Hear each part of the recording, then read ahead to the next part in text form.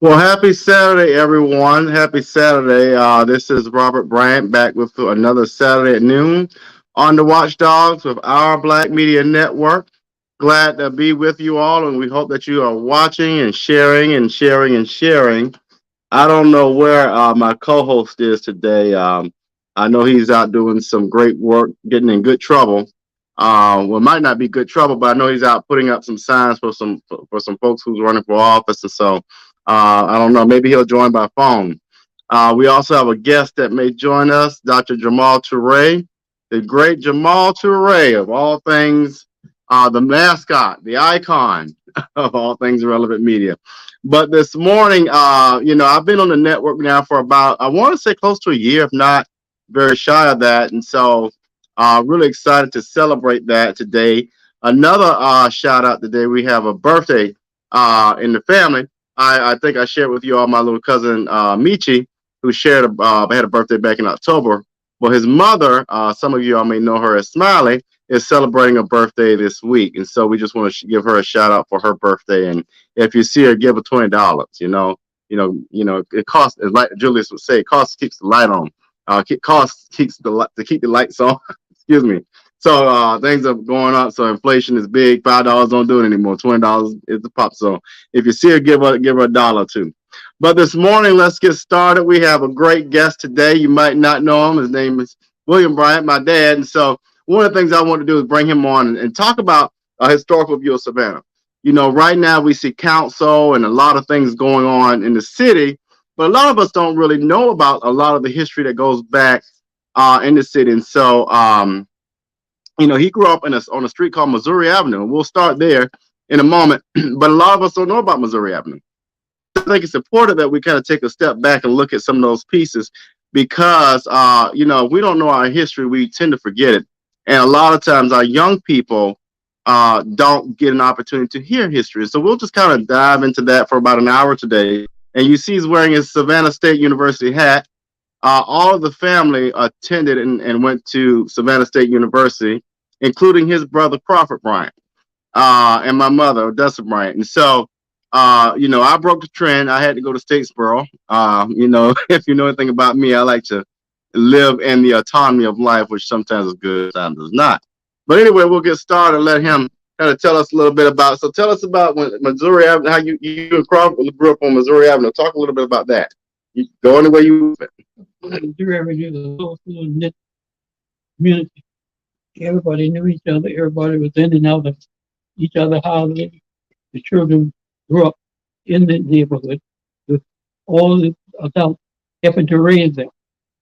That story about it takes a village to raise a individual goes back to Missouri Avenue and all the other things that concern with Missouri Avenue.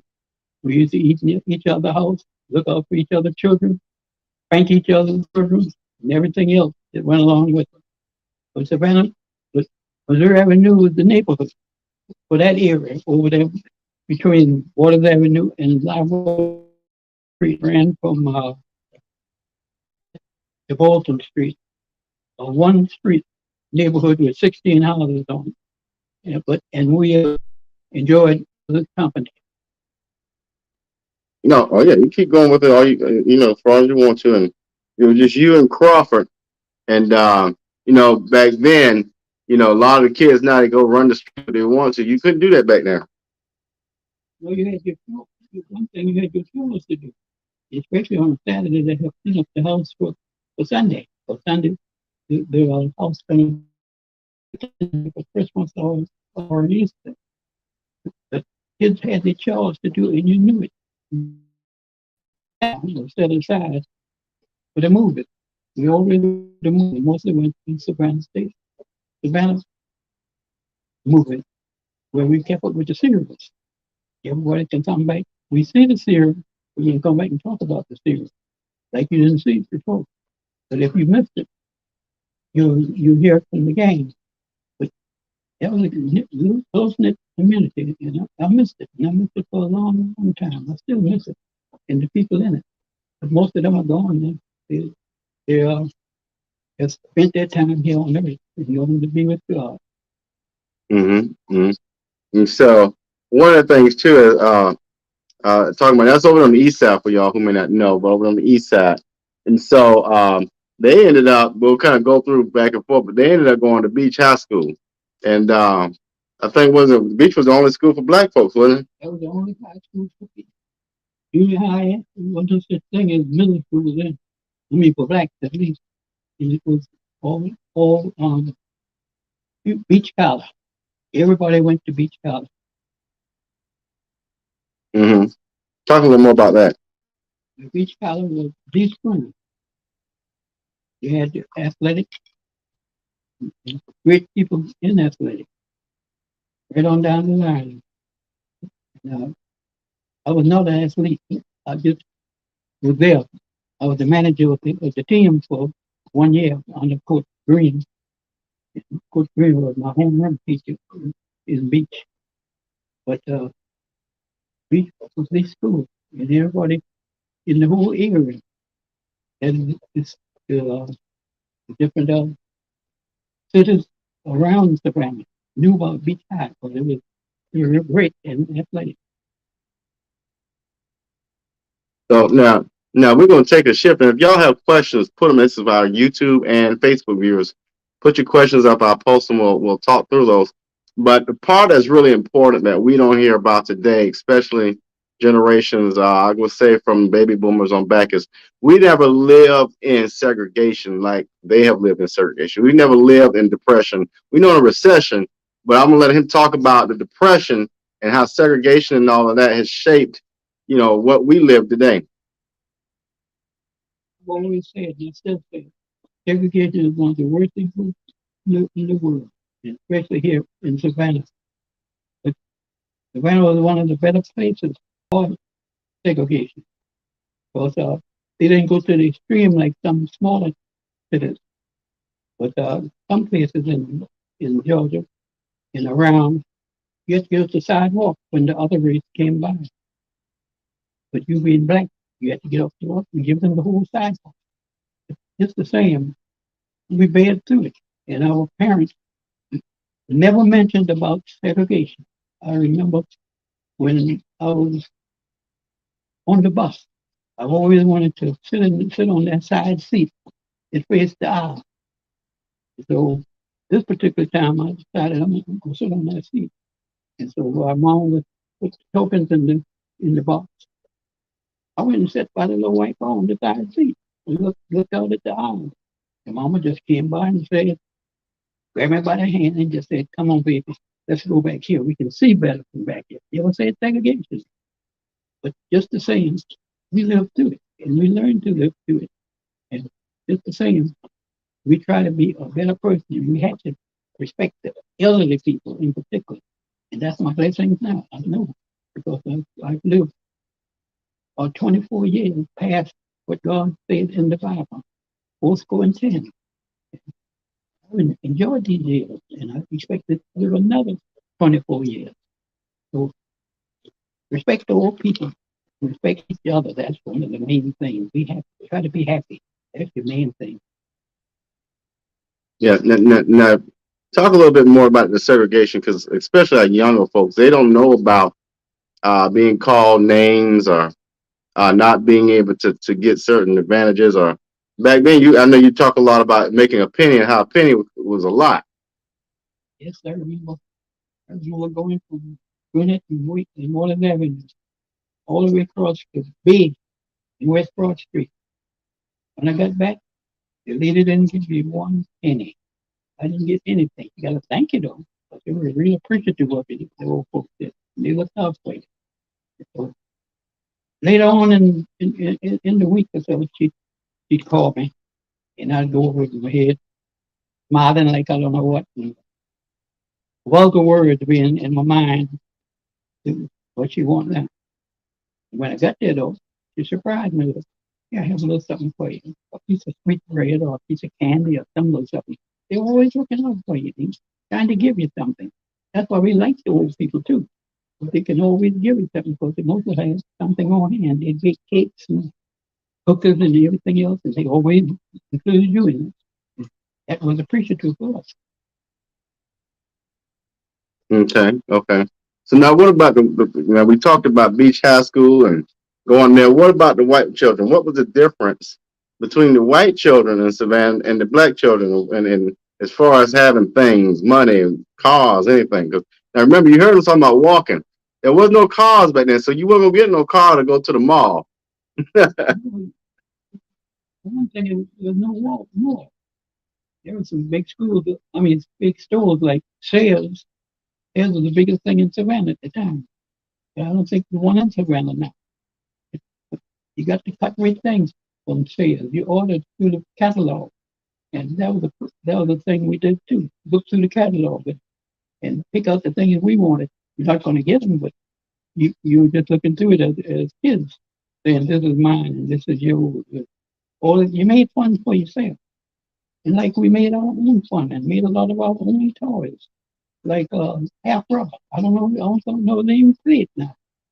Took a regular rubber ball and cut it in half, and you played with it with a broomstick, which Mama really got on us about because you take the broom sometime and cut the handle off, and therefore you had to try to get another broom because the money was not plentiful. And so that was a good behind it, cut little red behind you would have when she got through with it. Like my brother, he's he became superintendent of science for Savannah, for Chatham County, and he wanted to know what hooky was. Well, he said one day he decided to play hooky. So he played hooky, and everybody gonna go out go to class now because you can play with the toys. And so I said, the man of the neighborhood, he called him up there, big man, big hand. Mama knows where you are. Blah blah blah. He said, and so he said, no, she doesn't. And so he started beating him right there first. And he walked him all the way home. He was mad with the winning because he wasn't going to be no token for him if he had a token. But you didn't have to. His tokens were 25 cents. You didn't have the money. That was Depression day. Real bad, hard time. If people talk about hard times now, they don't know nothing about hard times. So we went on. By the time he got home, Mama, she was going to kill him. She beat him all up under the bed and all. And he'd have a little red behind now if you could see him if he was still here. He believed in school. That was the main thing. Finish school. You got to finish school. Don't play hooky. And so he finally became the head of Chatham County Science. And so with schooling now, I advise all kids to go to school, get the education, and then down in the elementary schools, be sure to get phonics. So you know how to pronounce these words, because I still pronounce PH as Philip instead of Philip. And so get that phonics, because we couldn't go to kindergarten, because it cost 25 cents a week, because they didn't have one for blacks. And so I didn't go, so I didn't get phonics. And the teachers in first grade and second grade, a lot of them didn't even have it, but they were teaching us. But did the best they could and did a pretty good job of it teaching. I appreciate that. I appreciate all my teachers because they were so kind to you and saying you kept you out and everything else. Because I remember in second grade, I didn't know I could do math well. My teacher gave me a nickel. That was a lot of money then. That's a plenty penny, 5 pennies. You go to the store and spend it a penny at a time. We used to wear out the little corner store. But just the same, he looked out for us and they were proud of us when the sales started because I could get math just as easy as I don't know what. It came natural. And that's what I majored finally in math and general science. I had a good child life, real good child life. Made our toys, played with our toys. Our little group got together in the little alleys and the little streets on Missouri Avenue Protected and played. Had good time. Didn't get into trouble hardly. Let's go back a minute. And he talked about being, and at this time, what we would consider to be associate superintendent for science. Now, mind you, now this is a black man, Crawford Bryant. This is my cousin's granddaddy I talked about earlier.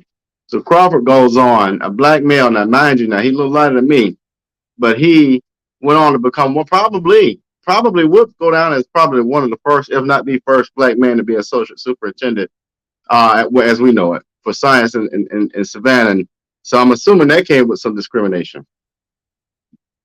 It really did because I tell you, a lot of them didn't really know whether he was white or black, and so a lot of them were taking him as white, I guess, but he wasn't trying to pass anything that he owned up to his race, and he associated with the race in athletics and as well as the academics. He was a good brother, always looking up for me as a daddy because I lost my daddy. He passed in 1935. I was just 8 years old. He passed one Thursday, and I became 8 the next Thursday. But we made it. But Mama insisted on us going to school. You have to go to school. You can't go out and go to and be the little delivery boy at one of these corner stores, which helped out now because my brother eventually had a job after school, and he didn't get up to 9 or 10 o'clock at night after going to school all day, and then 3 o'clock to about 9 or 10 at night. Because they didn't care about we getting education. You wanted you for our service. That's the main thing they wanted for you to be there, like our poor parents. Some of them they didn't get for $3 a week, and that's all they had to go. But God looked out for us. We believed in God. And like you said, when the city was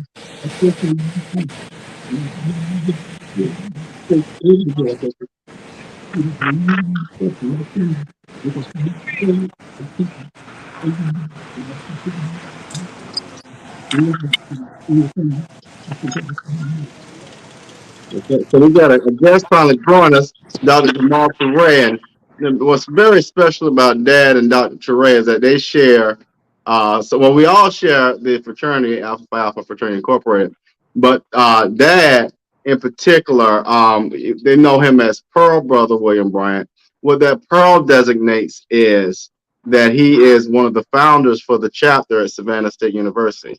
Now, here's another fun fact. His brother, now this is important to Alphas, y'all won't get this, but his brother was actually the first president of the Sphinxman Club at Savannah State. He didn't go on to be in that first group, but Dad did. And so if you want to talk a little bit about that experience, and then we'll let Dr. Touré kind of jump in and y'all can have that conversation. He's right here, by the way. Well, you can see him right here. But talk a little bit about that journey, because you came through with French Jackson, Clifford Hardrick, a number. We just lost the Pearl over at Savannah State. What was this? What's his name? You know what I'm talking about. Um, he loves his dogs. Let me get the dog Bill, out. Bill Jackson. No, oh, the light skinned brother. He was at nevertheless. So if you talk a little bit about that experience, and then we'll bring Touré in. well, at first I didn't know anything about fraternity and things like that. Eventually, my brother pulled all the fellows together to insist on us getting some frat out at Savannah State College. And so he gathered up a group. My brother did the main thing. Gathered up the group, and they all insisted on being an alpha. There was the different fraternities and sororities too, and leave the young leaders out. And we finally got our captains at Savannah State College, and that was a good experience because going through the grades, being in a fraternity. Just the same, we studied hard, had to keep your academics up because otherwise you'll be punished for not doing so. All right, Touré, I'm gonna bring you in, and y'all can have a conversation for a minute. But Touré is here, so if you can hear it, I'm turning up so you can hear him. But y'all definitely dialogue, and I'll jump in as much as I can. Well, first, I'm going to share something with y'all. I was just briefly talking with our senator, who's also a member of Alpha Phi Alpha Fraternity Incorporated, Senator Raphael Warnock. He's in town right now, so I just left him. So again, I was just around a bunch of alpha men just shortly. And so now again, with our Pearl, again, one of our honorable brothers right here, Pearl, again, it's an honor to be here with you. But I just got a question. What was Prince Jackson like? What was Prince Jackson like? Yeah. He was a brother. He was one of the pearls, and almost anything he can do for you, he'd do it. You see, we went to school together as well as in the fraternity, and we enjoyed the different pranks fraternities did during that time. Nothing harmful or anything like that. Now.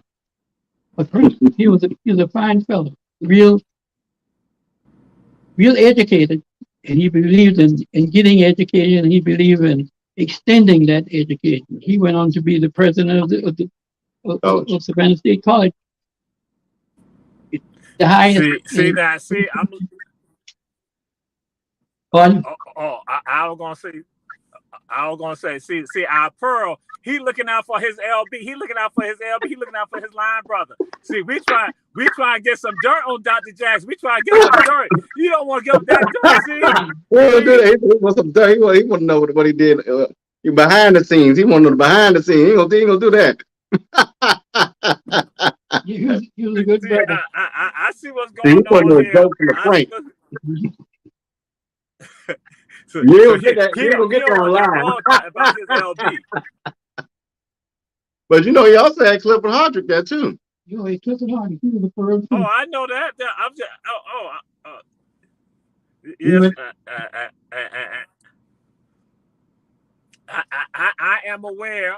So that okay, then I guess we'll go back in time and ask a question about brother John Q. Adams. John Q. Adams. What can you share with us about brother John Q. Adams? No, it might not be. But do you remember him? Yeah, I remember him. He was a social science teacher, mainly at Savannah State College. He was there when I got there, and that's a long time ago. And he was an RL. He was a preacher of one of the churches around in Savannah. And but Mr. Clemens was our advisor for the fraternity, and he was a good guy too. He came here from some teachers came from somewhere else, a few from Savannah, like Clifford and all. And Clifford was a fort boy, right here in Savannah. He grew up in the fort, and, right around Savannah, doing the chores the Savannahans did at that time, and a lot of athletics. We played that after school mainly because you had to get those subjects. You had to carry in those that homework. You had homework over every day almost, and a lot of it.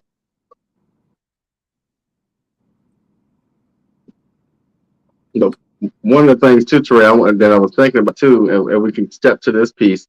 That one of the things that the city's thinking about now is that that overpass as you go MLK, that bridge. They're talking about taking that away, and you probably remember when that did that what they call the overflow flower. That's and talk about the Frogtown era and Frogtown and all those things that went away as a result of the city. Maybe not the city. I won't put words in people's mouth, but in my perspective, how the city has just taken and made things their own. But talk about Frogtown, all those neighborhoods that no longer exist. Yeah, because West Broad Street was strictly ours. All that they took in putting the projects out there, they did away with most of the businesses on West Broad Street, like the barber shop. I used to go to Charlie's barber shop was on the west side of West Broad Street. He eventually got a piece of property on the south side, so he could still keep his barbershop on West Street. Nothing but blacks mostly down West Broad Street, businesses, and on the Broad. But just the same, we made it. A lot of the business stayed here in Savannah, but they tore the whole area over to make the project over there on the west side of West Broad Street. But they're doing away with that, or have done away with it. One. And so Teray, what he was talking about, West Broad Street, as we and you know this more than not, Teray, was where the black business boomed. And then the overpass comes and all these things happen. And now we see just less than a footprint of that there. And one of the That things, was a big,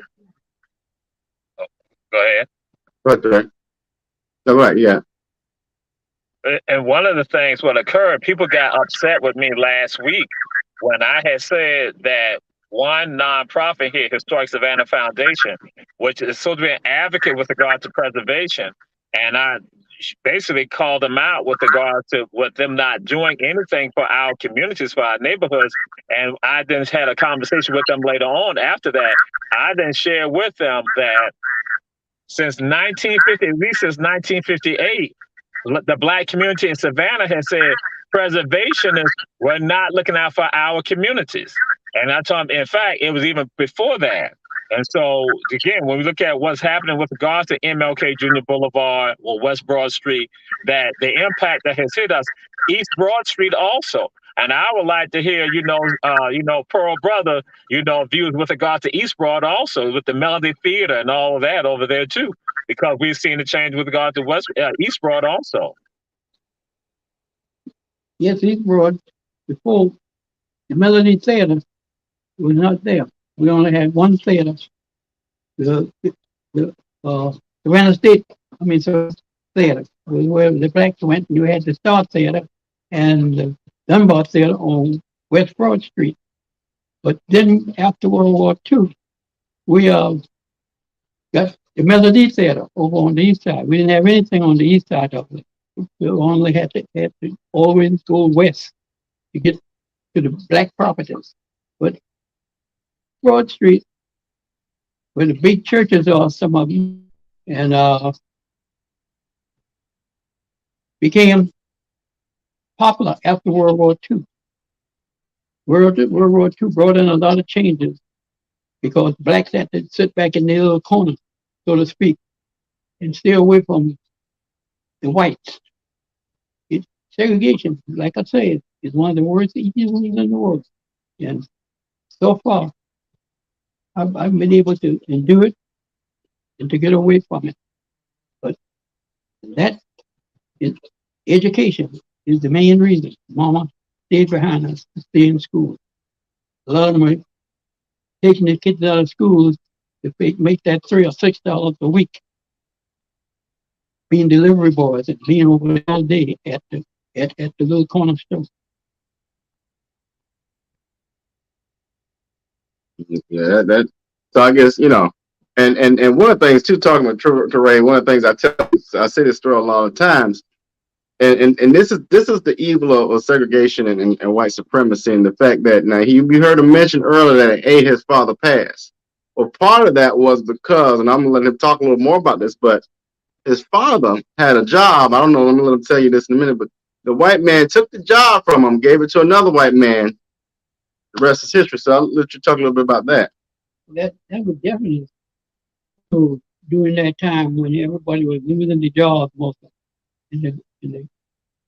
We had the whites picking up trash in the regular old dump truck. Then they didn't have these vehicles like they have now, especially made for trash. And they had to lift that number 3 wash tub way up over their head and dump it in the dumpster. But just the same, my dad got other jobs, paid one day at the time, maybe 50 cents for that one day. My mother did the same thing, but they had to stay in school. And my dad, he was a couple down at the waterfront. That was a big job down there, and where they kept the barrels closed, and the stencils on the barrels, keeping up with the numbers of the barrels, because everything came by barrels then mostly. Eventually, went into tin, and all the drums now are tin instead of barrels. Okay. And so what happened with that? So he goes to work one day, and what happened? You just told that the job didn't exist anymore, but it exists. but it was a white man's job because jobs were scarce. There weren't any jobs available, and whatever jobs were existing, exist for the white man, and the black man, what they call standing on the corner, waiting for somebody to come by and want a day's work for somebody. Come and clean up the yard or do anything like that. But all that was white. Segregation, like I said, is one of the worst evils in the world. And I lived under it. With Mama, and she was a smart person, but real smart. She had 8th grade education, and that was a lot of education during that time. Because she had to be home. She'd work for the white folk, get that 50 cents for that day or something like that, what they call a day's work. And she'd eventually get home for us. Because she had to be home when we got home from school. She insisted when she was taking the job. She had to be home by then. So she might have went earlier and then got off in time for us to be home. So she'd have mostly something for us to eat. And your mother was eating a long pot, what they call the long pot, peas, greens, soup, something like that. You can't just go in the kitchen and throw the meat in the pan and fry it a little bit, and a little gravy and rice. It didn't exist that much. Once in a while, maybe a Sunday dish like that. But on Sunday, you might have had chicken, but most of the time you didn't. Because chicken was a delicacy thing. You had to buy the whole chicken. You couldn't buy the parts. In some places might have done it because everything was bootleg during that time. What they call bootleg is like cut up the chicken for you and give you the drumstick. And in a family night, everybody wanted the drumstick, the kids. And the other time, most of the time they had more than one kid or 2 kids. And there's only 2 drumsticks. And of course they wanted the whole drumstick. But you appreciate it. And you had chicken on Sunday, if you had chicken. It was a delicacy, and you enjoyed it. You enjoyed the food, period. And Mama, she had a green thumb. We had a big backyard. She used to plant a little of this, and a little of that, and a little of the other. And most of the time, didn't have to go to the store to buy any vegetables because she grew it herself. And therefore, made ends meet, so to speak, like the old folks would say, by not having to pay that nickel for some onions or 10 cents for the bunch of greens or something. But most of the people give you the green because everybody grew greens. And especially her, she had the beautiful garden of just about every little thing they want, little things, a little bit of this, a little bit of that. And they got along fine by saving money that way. But things were the kind of things that nickels and dimes then. Like I say, it's going across there with that penny. You're going to get a penny. But just the same, we made it. But you had to stay together and keep yourself in school and up with your schoolwork and going by and seeing how you're doing in school. And not trying to bless the teacher out. And the teacher could spank your little fanny just like Mama would. And like Mama, she'd beat you all up under the bed. Like I said about my brother when he played that hooky. He beat him all up under the bed, no. But it paid off by him becoming superintendent of science for Chatham County. Pearl brother, I'm gonna let you know you've been saying some things, and I got like 500 questions I need to ask you. I got like 500 of them. And there's like so much stuff. Now I'm like, I'm letting you know I'm having a little problem right now. And and I know when I ask you these questions, you're gonna throw some other stuff at me too. So I had wanted to ask some questions about some other things, but now I got. Do you remember Tin City and Old Fort, the communities of Tin City and Old Fort? Mm-hmm. And Tin City. Tin City. Oh yes, I remember Tin City down. We ain't talking about Tin City. That's why I'm like, because I gotta say, Robert Bryant, I'm mad with you right now. We need to be recording him. I'm mad with you right now. I'm mad with you. He didn't want to do today, but I begged him because I think a comment Craig Butts made this comment earlier. I really want to do an oral history of him and some other folks and get Kareem McMichael and you involved because we've got to capture this. And one of the most important things I've learned just today was you see these people want to take race out of school. But you see, if you take race out of school, how you eliminate an entire narrative of people that we've got to hear from. You know, we've got to do a better job of presenting these because a lot of our children today, they would say 50 cents, that's all you got paid for a day, but that's all you got paid for a day. And it wasn't no going to the mall. You see what I'm saying? So, yeah, You can you know, just I use just your have to get it smartphone. done. You can use your smartphone like that. You got your smartphone. That's what I'm saying. But go ahead. Let my brother talk about 10 City. Please talk about 10 City, please. Talk a little bit about 10 City and Hope for it. Tent City was an area to the side of, I think it was given to the black, not given, but allowed to use to, to, to dwell on. And so it was down there by on Wheaton Street where the railroad track crosses Wheaton Street. It was back in the area up in there where people just any little piece of tin they found or tins off the roof of houses or something like that, they made them a shelter there. They made somewhere to stay because a lot of times didn't have the money to pay for rent. Because rent might have been $4 a month. And think $4 a month, and therefore, heck, that could go for food or other things, little clothing. And then, because and just about, and I said clothing, just about everybody in the saw them had on patch clothes. Anytime a hole came in a clothes, they patched it. And not that you had to pay so much for that patch now, like and the clothes with holes in the knees and things like that. You pay like the devil for those garments in order to say that you were wearing the style. Wasn't no style thing that you doing to cover up the bare body. Going to school. Mom, the teacher took over when you got to school. That was her. You were her meat.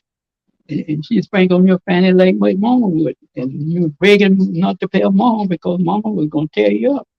Because you in her charge when you were in school. But now the teacher almost afraid to say anything to the children because before they might count the coat or something like that. You were their child during that time. So I need to ask a question. Do you remember the mayor of 10 City? Do you remember the mayor? No, I don't. Okay. Yeah, that's why I just want to check to Back see. You got something on record. Go ahead. back along the railroad track after it crossed Wheaton Street going towards the river. Way back on there was the biscuit company, the one that sold most of the biscuits with service Savannah with the biscuits. And that's where we used to go a lot of time because they'd throw away after the biscuits were there a long time. It put in the trash, or rather they give it to us when we go after the boxes, the stamp on the boxes, out outdo the date on it. They give it to us. And so we left they're full bread biscuit. The same like Dirt's Bakery uptown at Havisham and Fourth Up Street. That's where they had the old place. You didn't buy regular bread. I mean, the day's bread or the expired in a few days. No, you must have got leftover bread, a nickel for the local bread. And the dime bread was a nickel half price. And we got the cakes. We go by there, go into the movies at Savannah State College. And, I mean, Savannah College. And you get us the cake, you do a little cake. Have a good time when you get in the Savannah State, I mean, Savannah College. Where most of us went, they had the sugar. The start segment and the book club had tuition. Most of the time we didn't. We graduated after we got about, got up to where we started carrying the girls to the movies or something. And that's when we uh we started going on Sunday or Monday. That's when the regular fiction. Therefore, we went on Friday or Saturday to see what we could see us. So we come back and tell each other about it. Although we all went to see it at the same time, but still we had to tell each other because we went into more detail on it because a lot of things we didn't see that the picture showed.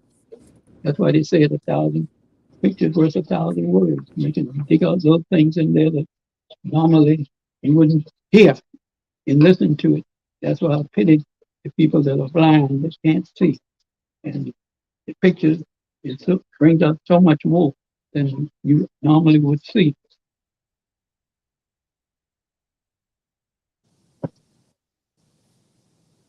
So, and really quick, and Terray, you'll probably appreciate this. Talking with them, the people in Savannah don't realize the name Georgia State College and how it evolved. So, Georgia State College was the precursor to Savannah State University. So, what happened there? Well, back in the when I was in school, Georgia State College. My brother went to Georgia State College. He had a degree from Georgia State College. But it was competing with the whites, Georgia College, Georgia, University of Georgia, and things like that. So that was too close to the whites. So they were going to change the black name to something else. That's when Savannah State College came in and got away because it was Georgia State Agricultural and Industrial College. That's what it was. Because it believed in the blacks having mostly farmland, do farming. And with that farming, they started bringing in the industrial part too, where the mechanics, things like that. Gradually, whites didn't want us to have it, man. They didn't want you to have education. So many of them didn't, because education wanted you to get better things. And that's what Mama wanted us to get education. She wanted better things for us. And she beat our little friend, kept us in school, and worked after school so that we could accomplish what we did by getting our degree. My brother became superintendent, and I became a teacher. I changed to the post office. We were paying more money or better fringe benefits, like better retirement. As a matter of fact, Terray, he actually worked alongside Jay Jones' father, who was also a letter carrier, Johannes Jones. And so it's funny, one day Jay and I were talking, I was like, I think we know each other. So yeah, he worked alongside Mr. Johannes, and so it's just a small world in the city of Savannah. But one of the things you hear him talk a lot about his mother, and that's where I learned, honestly, the example. He would go out there every day to feed his mother, the nurse home, and so now I do the same thing here with my mom and for him to an extent. But the one thing people don't realize is that this woman who he's talking about was also blind and deaf at a certain point. And so you got to realize, as a community, how that impacts and how that then calls on people to do some things different, right? And so our young people need to understand that, a lot of times God puts a calling on your life to do things that you may not think of you got to do, but you got to do, especially when it comes to family and, as you heard, early elder. Things in the Bible I certainly believe in. That's one of the things. What do we do for the least of those? I keep saying it over and over. But I want to let him talk a little bit about somebody he's known for over 70 years, my mom, and I think you got drafted, and tell that story. How you met her, and then you get drafted, and all that stuff happens. Oh, my mother. He called her mother too. At the Melody Theater, that was the newest theater in Savannah for blacks. But they had a string of theaters on Broadway Street for white, but we couldn't dare go in there. Maybe at the quarter or something like that. But just the same, I met her. She was working at the East Side Theater. And I met her, and I kept going back and going back and going. Eventually, we got together. And eventually, oh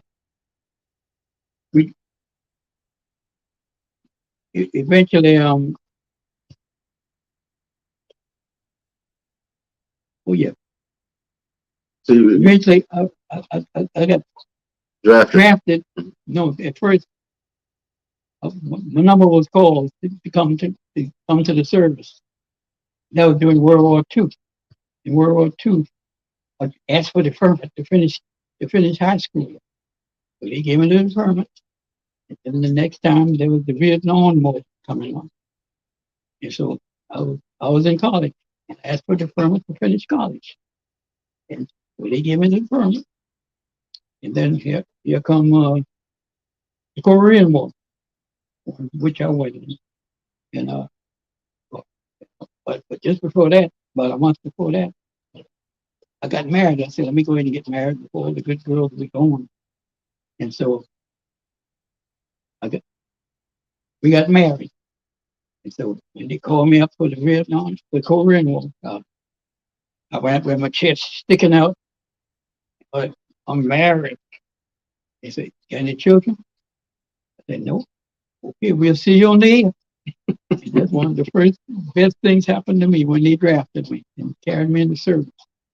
So all I did in the service was did the Korean training, which was similar to Korea, which was a hellhole. And that was in Missouri.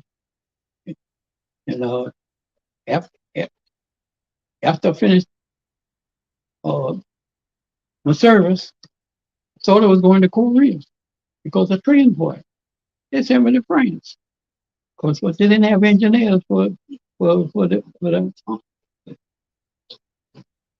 Air Force. You see, one time when I was a little kid, it was the Army Air Force, and it was the Army Air Corps. Army Air Force. That's right. It was one branch, all combined, Air Force and Army combined. But they separated. They got so large, and because the Air Force was being predominant by all the bombings and the transferring of men and all that stuff like that. And so I eventually got over in France. And in France, all I did was send me to school. Every time I look around, I'm going to Germany, going to Spain, or going to this place, sending me to school to learn this, to learn the other. And then by the time I got with school, I got back to my France, we were fixing to rotate. I mean, because we already served our time over there. The whole unit was fixing to rotate. And they rotated them back to where they came from. And I came on back to New York. It took me a week and a half to just about declare the base and get out of the service.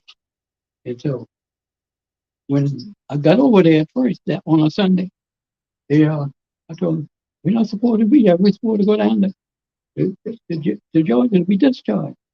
You say, find your bunk. That Friday, they say, you're not supposed to be here. We tried to tell you that. And all I did was get up in the morning, eat breakfast, go look at the TV or a movie. A movie that night. And that's all I did for a whole week until they found out I was supposed to be there. Then eventually I got out of the service and came home. And my wife and my sister-in-law was living together at the time. And we started our life together. She's been a sweet person for 67 years. Mm-hmm. So now, Teray, I'm gonna turn on. We got about 10 more minutes. I'm gonna let you ask your 500 questions. I know you're driving, but just unmute and just put it out there.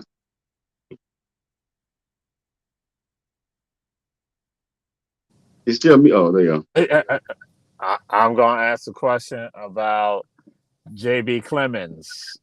J.B. Clemens. Mr. Clemens, he was my homeroom teacher. He was my homeroom teacher as well as head of the math department.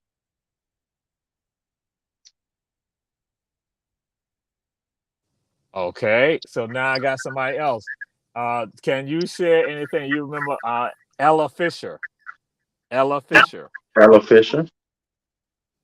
He was the Fisher. He was the brother. He was a Pearl too. Oh yeah, I'm asking about his wife. Don't say you. Right. You said something about his wife. His wife. Ella Fisher. Oh, I thought you said Mr. Fisher because he came through with me. Right. Yeah, sir. That's what he wanted to know. Yeah. All I know is she worked at Savannah State College. That's all I know about her. Okay, all right, because she was the she was the Tigers basketball coach too. So now I just want to get some more Right, information right. about that. So yeah, okay, okay, Well, and in fact, and she won the first national championships for Savannah State. Her Tigerettes, two of them. Yes, sir. Okay, all right. right. So now we'll move on to this right here. I have to ask this question of you. Um, what was it like with regards to I guess I want to say with regards to the NAACP in Savannah in the 1940s. What was that like with Dr. Ralph Mark Gilbert? What was that like? It was a strong organization in Savannah under Mr. Gilbert. But the main thing, W. Law, he was a student, but he was a strong advocate of the NAACP. And just about most classes or most people were members of the NAACP. And that was the backbone for, for getting us integrated into the system because everything was white, black, black, white. You always had to, like on the bus, you're supposed to sit at the back. Blacks. Segregation, the most evil thing in the world. I always say something about that because that's what I believe. It's like now, I don't think myself better than a white person and white and vice versa, but that's the way they wanted you to believe after slavery. You see, they're the ones that caused us to be over here mostly anyway, as a race, by bringing us over by the hundreds for cheap labor or no labor at all. You didn't get any paid for being a slave. Got bad treatment, beatings and all that. I've seen all kind of pictures of it. Regular movies about how they were treated down in the hold of the ship, bringing them over here. Many died. It's not a nice thing to know about and to see how people can treat one another. Everything is put here in abundance so that you could enjoy it, have a lot of food to eat, a lot of labor, good things to make your clothing and everything out of. If man would only just share it around, that's your main thing, share it around, be kind to one another. And we were taught, especially respect the old people. Because that was the way it was during our time, at least our black race. There wasn't uh, anything to take care of the black, of the old people. It was that the young took care of the old. The young took care of the old. And right up to people on the right. Because for one thing, we must have abundance of families. If in the family, you must have anywhere from 2 on up. You know, and some of them had them every year. Had children every year, and they had a big old army themselves of just one family. But that's the way it was during that time, and you learn to live with it. So I think we got time for one more inquiry, and we'll close it out. But and then honestly, I say this about Lander Brothers and church family. Feel free to come by and just sit with them sometimes. You know, I was here for 3 years, and now that I'm back out full time working, I'm not here as much as I would like to be. But Terrell, feel free to come by anytime and hang out with them. This is the type of stuff he loves doing. This is the type of stuff we need to capture more of. Because as they take our black voices out of the classroom, we can reinsert them in other ways. And so we'll go ahead and close out with your question. This one asks about Derek's Inn. Derek's Inn. Derek's Inn. Derek's Inn. That was the main place to go for picnics, excursions, anything out 17. I don't know how many miles, about quite a few miles out 17. Derek's Inn, Mr. Derek, he owned the land and thing, and he was right there on a little stream where you can go swimming and have picnic baskets and all around tables around where you can go out for picnics. And we mostly go out in trucks. And Mr. Porter used to be the iceman for one time. Come and pick up everybody that want to go on the picnic. I mean, go to a quarter or something like that, about a quarter. You go on the picnic. And you go out there, and he had a big pavilion out there where you can sit and talk and eat and everything else. And the kids or anybody that want to go swimming can go swimming right there in the stream, which was a delightful thing. You look forward to next year. After this year, you'll be looking forward to going the next year on the picnic. But it was getting out of the city for one thing. And because we had a swimming pool, but that was just a regular swimming pool, not like the stream that we could swim in out there at Mr. Derrick's place and eat a big picnic lunch. Of course you're gonna put that picnic lunch in a shoebox now. You didn't buy no particular box to put the lunch in, but you had mostly had a shoebox. And you saved it, start saving the shoebox all year for that picnic, because you're mostly going on the picnic, because most of the kids were out of school, and most of them didn't work after school except on the weekends or something like that, or the housework, because everybody had housework. And I know I had to scrub the coach and all that stuff like that. Boys knew just about how to do things just like a girl.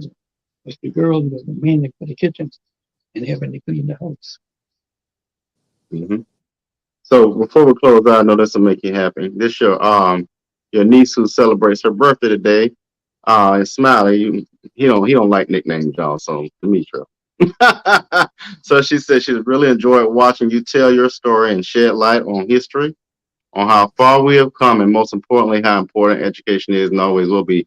And her granddaddy, your brother, also knew that. And so we talk a lot about Robert Bryant, but that's the one thing about it is that one thing about this household, you're gonna go to school, or you gonna, as he would tell me sometimes, you're gonna wish you had gone. And so, for young people, I really wanted to share this with the young people because two things. One, we see a lot of young people today not understanding wisdom, and that comes in so many ways. But there's a thing to be said about waiting your turn and understanding those who have come before you and honoring that pathway. We talk about Sankofa principles. I'm not going to go into that today. The other part is understanding that if you don't understand how to honor people who come before you, your blessings will be blocked. I ain't God, but I can tell you how that can work. So we got to be very mindful of how we can disagree with folk, and he'll tell you all day we don't too much agree on anything, but when we do, you ain't gonna win. Especially when it comes to mama. So anyway, we appreciate y'all watching today. We'll be back next Saturday. Hopefully we'll have Julius Hall, Teray. I don't know. I don't know what he out there doing today, but we thank you for watching. Teray, definitely feel free to come by anytime. You know you have an open invitation. You know, if I've ever shared that, you and Jeffrey Johnson and Beta Lambda always have open invitation. So just come by and visit. He will enjoy you. Take him out to lunch. It's for knowledge right here. Well, for knowledge, couldn't be much more blessed than that. So we'll see y'all next Saturday on the Watch Dawgs. We have other shows coming out throughout the week. Definitely go to Facebook, type in All Things Relevant Media, and tune into all the shows. We'll see y'all next Saturday at noon. Take care.